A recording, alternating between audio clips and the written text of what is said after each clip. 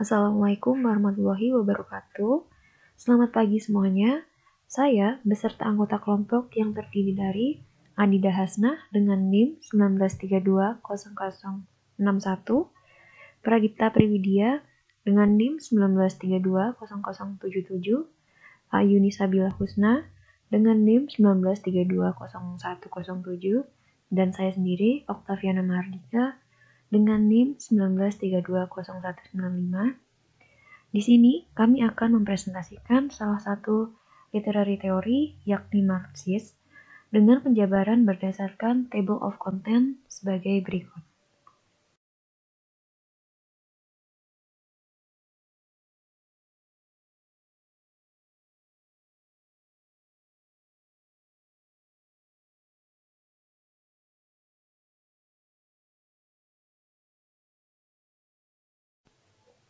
Poin pertama ada historical background, yang kedua economic power, di dalamnya terdapat penjelasan mengenai kapitalisme dan struktur kelas, ketiga materialism versus spirituality, dan yang keempat class conflict, yang membahas mengenai sebab akibat dan cara mengatasi, dan yang terakhir adalah art, literature, and ideologies, di mana di dalamnya akan ada tokoh-tokoh penting yang mensupport teori Marxisme itu sendiri.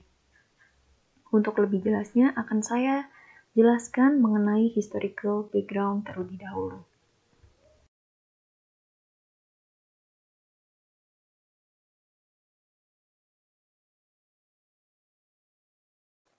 Poin pertama yakni historical background pada teori Marxis. Salah satu seorang filsuf Jerman pada abad ke-19 yang bernama Karl Marx memiliki cara pandang tradisional yang muncul dalam The German Ideology pada tahun 1845, yang dimana dia berpendapat bahwa alat-alat produksi mengontrol institusi dan kepercayaan masyarakat, yang kemudian berkembang menuju kemenangan komunisme dan memperkenalkan konsep tersebut.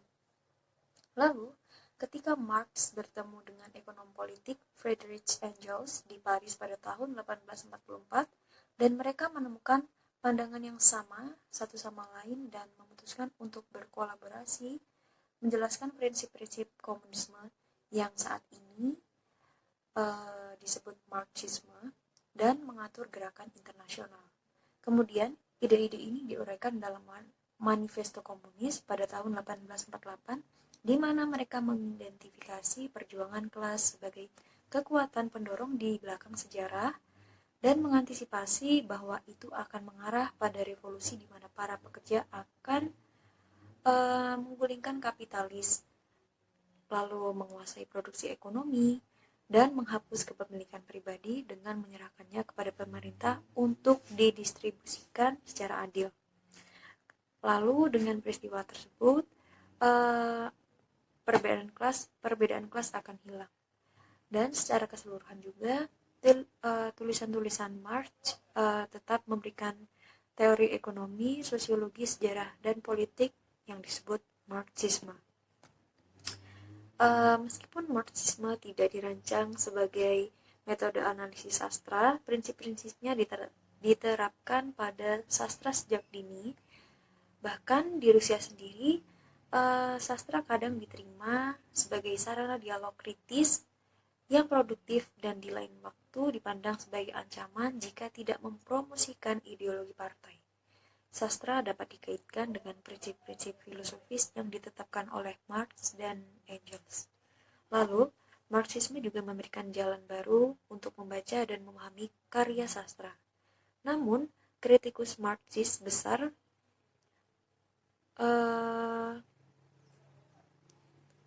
yang pertama muncul di luar Rusia adalah George Lukács, yang dimana beliau merupakan seorang kritikus Hungaria yang berasumsi bahwa sebuah teks akan mencerminkan masyarakat yang telah memproduksinya.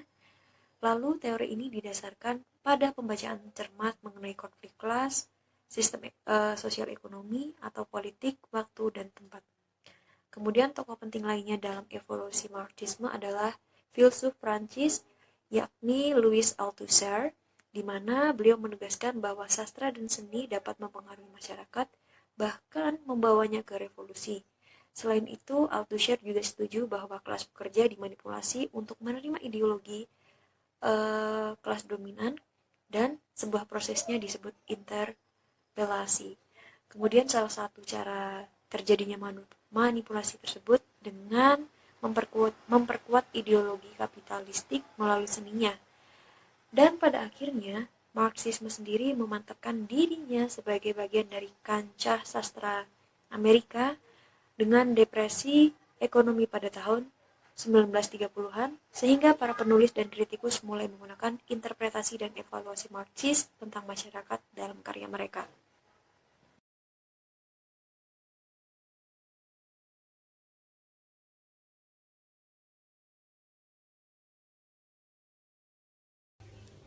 Oke, bismillahirrahmanirrahim. Assalamualaikum warahmatullahi wabarakatuh.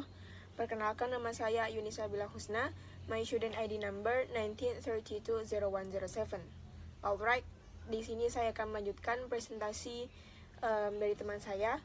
Dan di sini saya akan membahas tentang economic power. Baiklah, menurut Karl Marx, penggerak sejarah manusia itu adalah sistem ekonominya. Karena kehidupan manusia itu ditentukan oleh keadaan ekonomi. Sebuah masyarakat dibentuk oleh kekuatan produksi sebagai metode yang digunakan untuk menghasilkan unsur-unsur material kehidupan. Lalu, kondisi ekonomi yang mendasari masyarakat disebut keadaan material, dan suasana ideologis yang dihasilkan itu disebut situasi historis.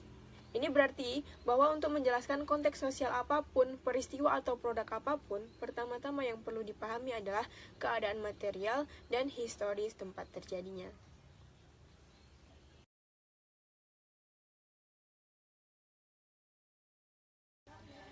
Baik, untuk selanjutnya mari kita bahas tentang apa itu kapitalisme.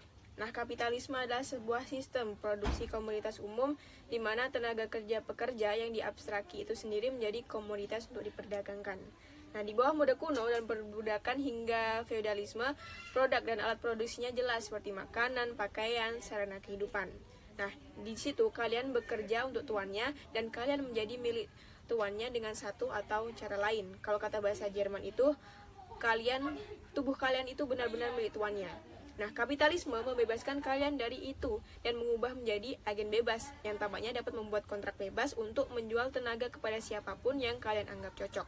Nah, dari situ kalian diusir dari keberadaan lama dan berada di jalur untuk membuatnya sendiri.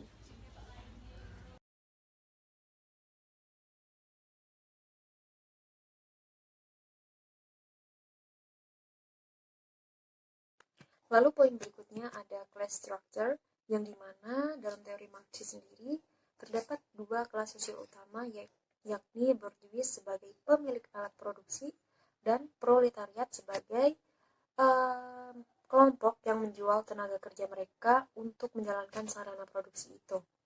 Hal ini menjadikan keadaan menjadi ketidaksetaraan yang selalu dinormalisasi melalui ideologi budaya. Dengan demikian, proletariat dipaksa ke dalam posisi tunduk oleh kekuatan kapital. Lalu, bagi kaum Marxis sendiri, eksploitasi berakar pada situasi di mana kendali atas produksi sosial berdasar pada yang memproduksi barang. Dalam kapitalisme, pekerja adalah kaum bourgeois.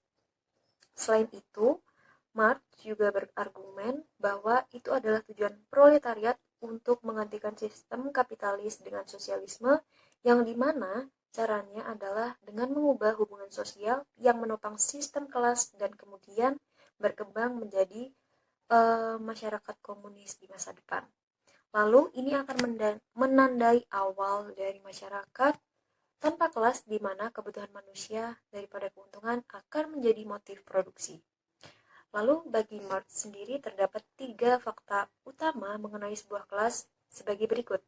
Yang pertama, faktor objektif, di mana ini merupakan suatu kelas yang memiliki hubungan dengan alat-alat produksi. Artinya, seseorang dari kelas manapun dapat mencari nafkah dengan cara yang sama dalam hal kepemilikan barang dan yang menghasilkan barang-barang sosial. Kedua, faktor subjektif yang dimana para anggota akan memiliki beberapa persepsi kesamaan dan kepentingan bersama. Hal ini disebut kesadaran kelas. Kesadaran kelas bukan sekedar kesadaran akan kepentingan kelasnya sendiri, misalnya maksimalisasi upah dengan minimalisasi hari kerja. Lalu kesadaran kelas juga mewujudkan pandangan yang dimiliki secara mendalam tentang bagaimana seharusnya masyarakat dapat terorganisir secara hukum, sosial, budaya, dan politik.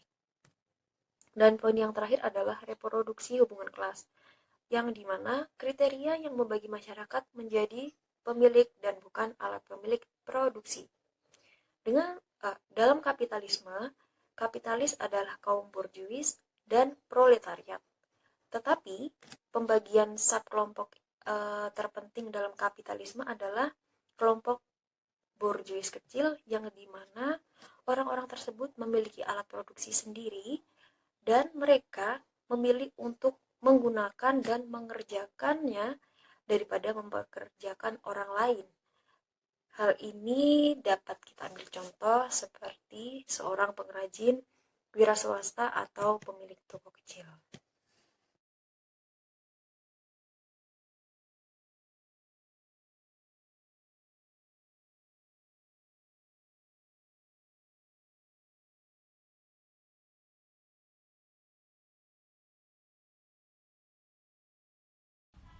Marx bersikeras bahwa realita adalah materi, bukan spiritual. Kepercayaan filosofis atau keagamaan kita tidak menjadikan kita siapa diri kita. Kita dibangun secara sosial. Kita adalah wujud ciptaan dari keadaan budaya dan sosial kita sendiri. Untuk memahami diri kita sendiri, kita harus melihat ke keadaan yang sebenarnya. Dunia yang dapat diamati, yang mana kita jalani dari hari ke hari. Dunia materi akan menunjukkan kepada kita realitas yang ada. Misalnya, orang tinggal dalam suatu kelompok sosial, membuat semua tindakan kita saling berhubungan. Dengan memeriksa hubungan di antara kelas sosioekonomi dan dengan menganalisis bagian struktur ekonomi yang ada, kita dapat memahami diri kita sendiri dan masyarakat di sekitar kita.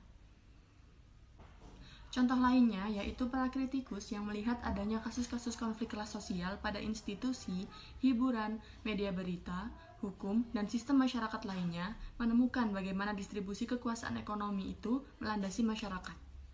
Analisis semacam itu mengungkapkan dasar atau sistem ekonomi dan golongan sosial yang dihasilkannya. Sistem ekonomi yang ada kebanyakan berada di bawah kendali golongan yang dominan. Kritikus memiliki kewajiban untuk mengungkap penindasan dan keterasingan yang telah ditutup-tutupi. Kemudian, teori Marxis ini pun jarang puas hanya untuk mengekspos kapitalisme dan sering melanjutkan untuk memperdebatkan redistribusi barang secara adil oleh pemerintahan.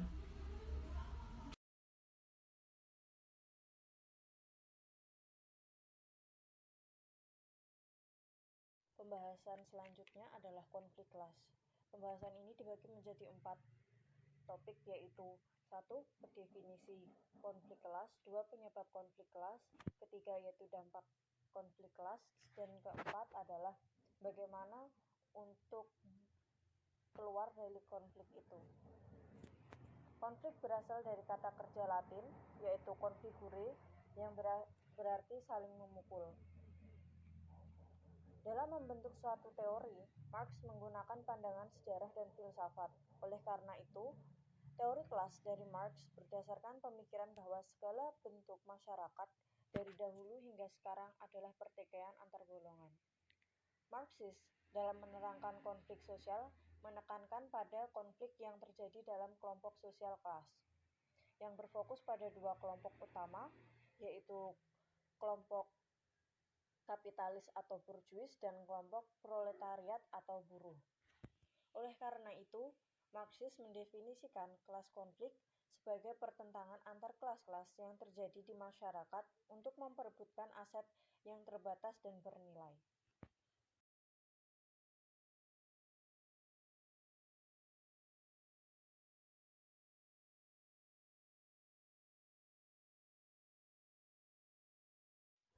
Yang kedua adalah penyebab terjadinya konflik kelas.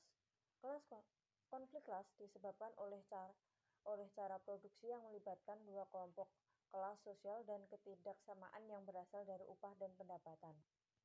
Bagi kaum kapitalis, dengan bagaimana mereka menjual hasil produksi lebih mahal daripada biaya produksi untuk mendapatkan pendapatan yang lebih tinggi. Sedangkan kaum proletariat atau buruh dengan upah rendahnya yang tidak sebanding dengan pekerjaan dan waktu yang mereka buang untuk membuat hasil produksi, walaupun pendapatan yang didapat kaum kapitalis tinggi. Kedua hal ini menyebabkan terjadinya konflik di antara kelas. Yang ketiga adalah dampak. Dampak dari konflik kelas adalah terjadinya alienasi dan pertentangan. Dalam kasus ini, alienasi yang terjadi terbagi menjadi 4 macam, yaitu 1. Alienasi buruh dengan pekerjaan. Kedua adalah alienasi buruh dengan hasil pekerjaan. 3 adalah alienasi buruh dengan pekerjaan lain. 4 adalah alienasi buruh dengan kemampuan spesial yang mereka miliki.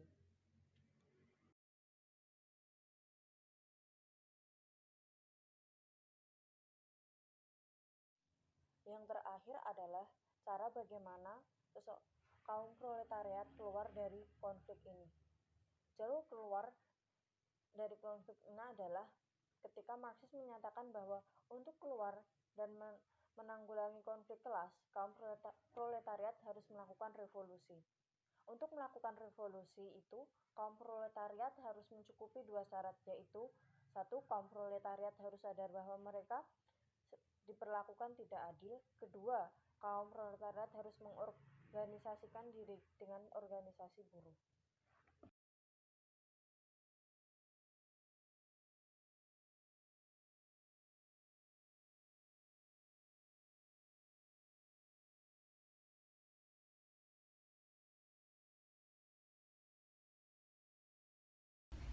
Ideologi adalah istilah yang sering muncul saat membahas teori Marxis. Ini merujuk pada sistem kepercayaan yang terbentuk. Menurut Marxis, ideologi muncul melalui hubungan antara golongan yang berbeda dalam masyarakat. Ideologi kebanyakan didikte oleh fungsi kelas dominan untuk mengamankan kekuatannya. Marxisme berhasil menyingkirkan penipuan demikian dari masyarakat dengan mengekspos kegagalan ideologis yang telah disembunyikan. Dibutuhkan tanggung jawab untuk membuat orang sadar tentang bagaimana mereka secara tidak sadar dipaksa menurut dan tidak berdaya yang mana telah ditetapkan bagi mereka oleh kaum kelas dominan. Marx sendiri berpendidikan tinggi, berintelektual yang mana memiliki kemampuan berbicara tentang karya sastra. Marx menyadari bahwa seni dan sastra yang digunakan oleh kelas ekonomi dominan adalah cara yang menarik dan efektif untuk meyakinkan kaum proletar bahwa penindasan terhadap mereka itu adil dan benar. Kesusastraan merupakan alat yang sangat ampuh untuk mempertahankan status sosial quo karena ia beroperasi dengan kedok sebagai hiburan, sehingga dapat mempengaruhi masyarakat. Karena hal itu tampaknya tidak merugikan, hal itu dapat membuat orang menerima sistem sosioekonomi yang negatif dan menegaskan peran mereka dalam sistem itu sebagai sistem yang tepat. Dengan demikian, uang dapat digunakan untuk kepentingan ekonomi orang-orang yang berkuasa. Berikut ada beberapa tokoh yang menggunakan teori Marxis sebagai landasan dasar dalam membuat berbagai kritik karya sastra.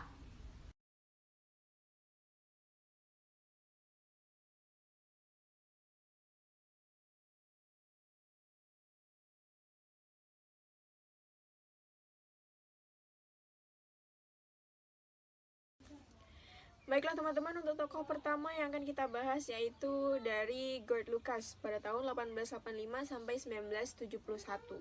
Nah, Gerd Lukács ini merupakan pemikir Marxisme dan salah satu tokoh realisme yang berpengaruh pada abad ke-20. Nah, menurut pandangannya, realisme sejatinya tidak hanya menggambarkan penampilan dunia sosial, tetapi memberikan refleksi realitas yang lebih benar, lebih lengkap, lebih hidup, dan lebih dinamis. Nah, Lukács mengubahkan pendapatnya pada 2 karya besar miliknya yang berjudul The Historical Novel pada tahun 1937 dan Studies in Eurorealism pada tahun 1950. Nah, dia juga menulis buku yang berjudul History and Class Consciousness, yang mana ia ingin menempatkan kembali teori Marxisme sebagai filsafat. Kemudian, dia juga menulis In the Meaning of Contemporary Realism pada tahun 1957, yang mana bertujuan untuk mengkritik para penulis sastra modern. Karena menurutnya, penulis sastra modern itu terlalu khawatir tentang membangkitkan arus kesadaran batin dan obsesi individu yang terisolasi. Nah, buku karyanya Lukács yang terkenal itu adalah History and Class Consciousness yang kemudian menjadi teks paling dasar Marxisme Barat dan teori kritis. Dalam hal ini, Lukács ingin menempatkan kembali Marxisme sebagai filsafat. Dan Lukács ingin melawan Marxisme ortodok asuhan dari Engels dan Kautsky yang mereduksi teori Marx menjadi teori perekonomian deterministik. Baik, untuk tokoh yang kedua kita ada Bertolt Brecht pada tahun 1898 sampai 1956. Setelah membaca Marx pada tahun 1920-an, Bertolt Brecht, dermawan asal Jerman ini memusatkan sikap anarkitisnya pada keyakinan komunis yang lebih jelas. Nah, karya teoritisnya tentang praktik teater merevolusi drama modern. Dia berusaha menunjukkan kontradiksi dalam masyarakat kapitalis sebagai sesuatu yang aneh dan tidak wajar dan membutuhkan perubahan. Nah, salah satu drama yang dia buat dan menjadi terkenal itu berjudul Mother Courage and Her Children pada tahun 1938 sampai 1939. Yang mana seorang ibu di sini ceritanya berusaha bertahan hidup dan kehilangan 3 anaknya saat terjadi perang di Eropa.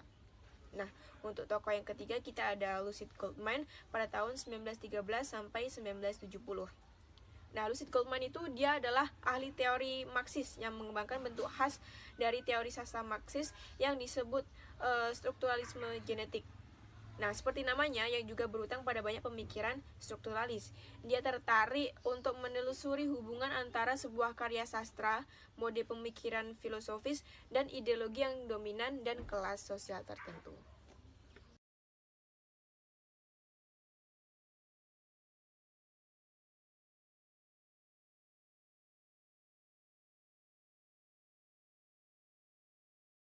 Lalu di poin keempat ada The Frankfurt School, yang dimana sekolah Frankfurt ini lebih dikenal sebagai teori kritis yang merupakan sebuah gerakan filosofis dan sosiologis yang tersebar di banyak universitas di seluruh dunia. Terkait dengan Institute for Social Research di Frankfurt Main, Jerman, yang menerapkan Marxisme pada teori sosial interdisipliner yang radikal. Kemudian mereka menggunakan konsep dasar Marxis untuk menganalisis hubungan sosial dalam sistem ekonomi kapitalis.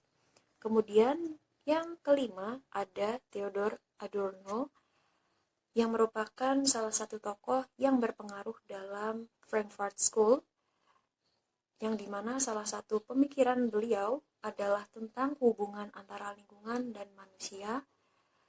Dia menjelaskan bahwa manusia menjadi rakus untuk mengambil sumber daya alam dengan teknologinya. Kemudian kondisi ini dinamakan sebagai negativitas total. Dan Adorno juga mencetuskan bahwa beberapa pendapatnya terkait seni, sastra, dan ideologi dalam lingkungan sosial. Yang keenam ada Walter Benjamin, di mana beliau menggabungkan ide-ide dari mistisme, Yahudi, dan materialisme sejarah di dalam sebuah proyek intelektual yang merupakan sebuah kontribusi baru terhadap filsafat Marxisme dan teori estetika.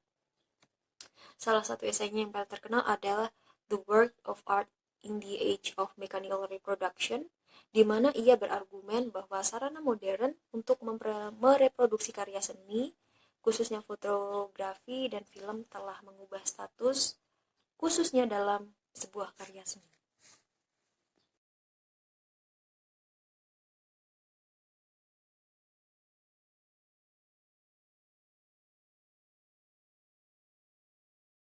Tokoh Marxis selanjutnya adalah Louis Althusser. Louis Althusser ideas are also clearly indebted to structuralism. Althusser menulis for Marx karena urgensi prinsip partai politik komunis di Prancis yang telah menyeleweng dari Marxisme. Bahkan Althusser menyajikan dalam tulisannya dua tesis tentang ideologi. Yang pertama adalah ideologi mewakili hubungan imajiner individu dengan kondisi keberadaan mereka yang sebenarnya. Tesis kedua yang menghubungkan ideologi dengan asal-usul sosialnya. Untuk ideologi Althusser bekerja melalui apa yang disebut aparatur negara ideologis.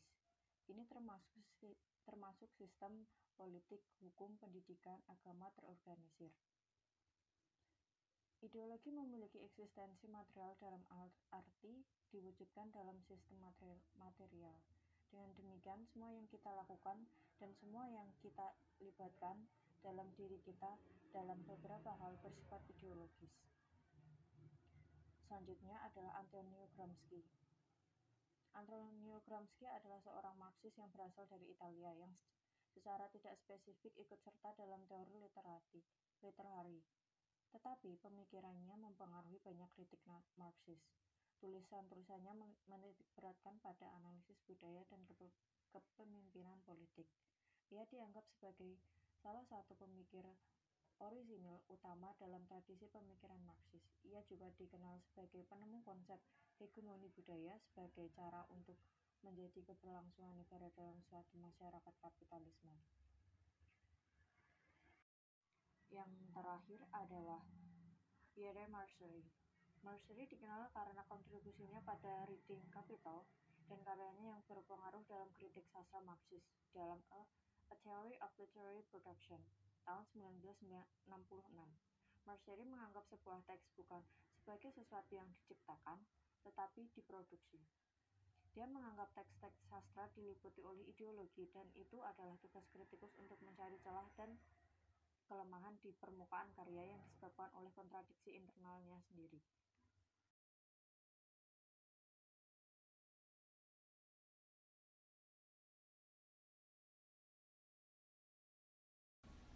Yang ke-10, Raymond William. Salah satu inovasi utamanya adalah gagasan tentang budaya umum yang memberikan idealisme pada masyarakat yang demokratis secara radikal, di mana lembaga ekonomi, politik, dan organisasi budaya menurut pada prinsip-prinsip demokratis. Dengan perhatiannya pada dunia kebudayaan yang sebelumnya diabaikan, termasuk institusi golongan pekerja, William menyelamatkan kebudayaan dari pengabaian Marxis. Bertentangan dengan konsep Marxis yang kasar bahwa budaya, politik, dan yang seperti itu hanyalah efek struktural dari dasar ekonomi, yang berarti bahwa tidak ada yang benar-benar berubah, kecuali dasar ekonomi. Williams berpendapat bahwa budaya dan bahasa adalah repositor materi dan aktivitas material praktis, dan bahwa ada hubungan yang kompleks antara ekonomi dan kesadaran manusia. Selanjutnya, Terry Eagleton.